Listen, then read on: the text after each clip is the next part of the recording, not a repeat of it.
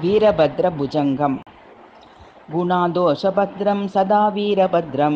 मुदा भद्रकाल्या समाश्लिष्टमुग्रं स्वभक्तेषु भद्रं तदन्येष्वभद्रं कृपाम्बोधिमुद्रं भजे वीरभद्रं महादेवमेषं स्वदीक्षागताशं विबोध्याशु दक्षं नियन्तुं समक्षे प्रमाष्टुं च दक्षायणी दैन्यभावं शिवाङ्गाम्बुजातं भजे वीरभद्रं सदस्यानुदस्यासु सूर्येन्दुबिम्बे कराङ्घ्रि प्रपातेरदन्तासिताङ्गे कृतं शारदाय ह्यतं नासभूषं प्रकृष्टप्रभावं भजे वीरभद्रं सतन्द्रं महेन्द्रं विदायाशु रोषात् कृशानुं निकृताग्रजिह्नं प्रदाव्य कृष्णवर्णं बलाभासमानं प्रचण्डाट्टहासं भजे वीरभद्रं तथान्यान् दिगीशान् सुरानुग्रदृष्ट्या ऋषीनल्पबुद्धीन् दरादेववृन्दान् विनिर्भस्य हुत्वा नले त्रिर्गणौगे रघोरावतारं भजे वीरभद्रं विधातुः कपालं कृतं पानपत्रं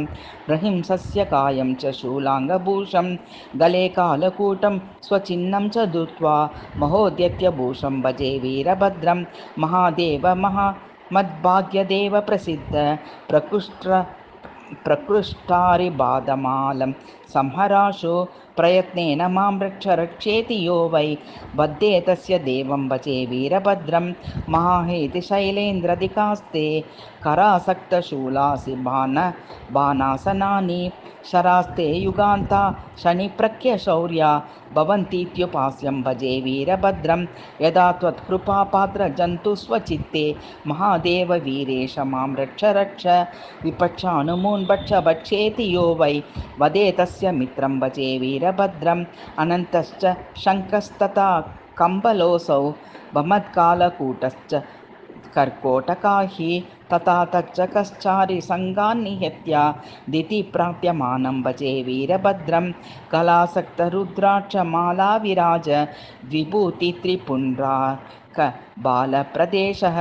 सदाशैव पञ्चाक्षरी मन्त्रजापि भवे भक्तवर्यः स्मरन् सिद्धिमेति भुजङ्ग प्रयातर्महारुद्रमीशं सदा तोषयेद्यो महेशं सुरेशं स भूत्वा धरायां समग्रं च भुक्त्वा विपद्भयो विमुक्तः सुखी स्यात् सुरः स्यात्।